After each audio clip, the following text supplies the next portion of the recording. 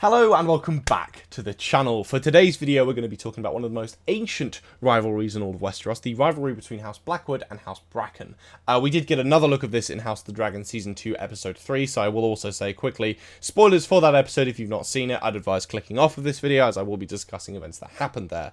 But yeah, what exactly is the rivalry between these two houses, as they clearly seem to use basically any excuse needed just to shed blood? Well, firstly, we have to go back several thousand years before the Targaryen dynasty into the Age of Heroes. And I will say, as kind of a preface, with the Age of Heroes, we don't know a lot of definitive things that happened in this time. It's a lot of kind of stories and, for want of a better phrase, old wives' tales. We don't know a lot of definitive histories, which does come into play a lot with the case of the Blackwoods and the Brackens, as the Blackwoods claim that they were a ruling house in the Riverlands and that the Brackens, who were petty lords, overthrew them, and then House Bracken then claimed the Blackwoods were the petty lords and overthrew them. So it's kind of a little bit of he said, she said, and we don't really know definitively, due to the nature kind of the Age of Heroes, who overthrew who. What we do know as a fact is that both houses did rule the Riverlands at one point.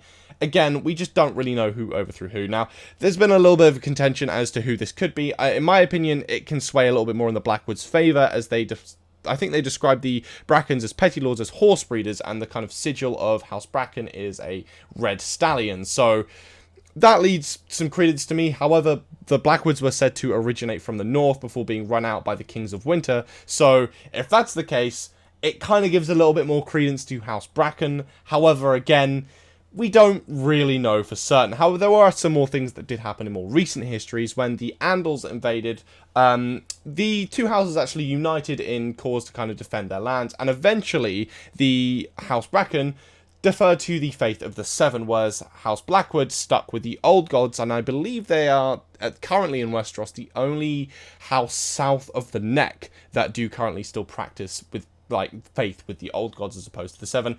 And that, of course, added fuel to the fire, as now their two kind of opposing religious factions just kind of helped pile in and just affect the feud between the two houses. Now that we've heard the histories of the Age of Heroes and the kind of whole origin behind the feud, as it were, what has happened in the more recent histories in House of the Dragon between the two houses? Now, the main one that I can think of is in Season 1 of House of the Dragon, and that was the duel between Willem Blackwood and Gerald Bracken that we do actually see in Storm's End when Rhaenyra is looking for suitors. Basically, Willem puts his foot forward as a suitor in marriage. Gerald pokes holes in it, and they have a scrap, with Willem eventually actually killing Gerald, which I think was a bit of a shock to the audience, as Willem was much smaller than Gerald. And then there was also a mention of them in the High Council at one point in Season 1, where I think it was the Blackwoods claiming that Brackens had vandalized their land, or something to that extent. And they basically said, well, the small council shouldn't be dealing with this, that should be Lord Tully, which, to be fair, Lord Tully should have probably dealt with it. But yeah, and then we obviously have the events in House of the Dragon Season 2, which I'm sure is fresh in everyone's mind. However, for the sake of recapping, essentially, the Brackens were on a land nearing the bordering Blackwood land. Well, Blackwood saw them there, thought they were changing or moving the border to take up Blackwood grass or something to that effect. And then they had an argument about Team Green and Team Black, and that naturally led to one of probably the biggest slaughter scenes we've seen since Battle of the Bastards, with the Battle of the Burning Mill. And that's kind of the histories of the two houses, kind of more or less summarized as to what's gone on with the feud, and then what's happened in House of the Dragon.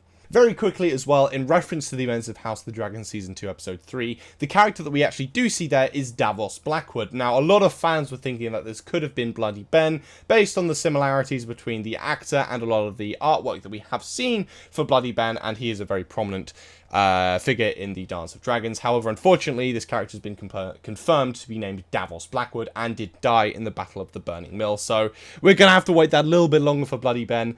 I'm kind of as gutted as everyone else because it would have been really, really cool. However, at the same time, it is what it is. But in summary, that is the kind of whole explanation between the Blackwood and Bracken feud. I hope you've all very much enjoyed this video. Whilst I do find it very frustrating, we don't actually have a definitive answer as to who caused this whole kind of beef. At the same time, I'm kind of enthralled by it. As fans, we now have a chance to kind of choose which house we prefer and which house we think did it without having the inherent kind of underlying fact of going, well, they started it, therefore they're worse than the Blackwoods or they're worse than the Brackens. So it's nice that we have a little bit more kind of freedom as fans to choose who we kind of prefer in this whole rivalry. Now, you can also make arguments that George R. R. Martin has definitely preferred the Blackwoods in his writing. However, that's for another video. But ladies and gentlemen, boys and girls, that will be all for today's video. I hope you have enjoyed.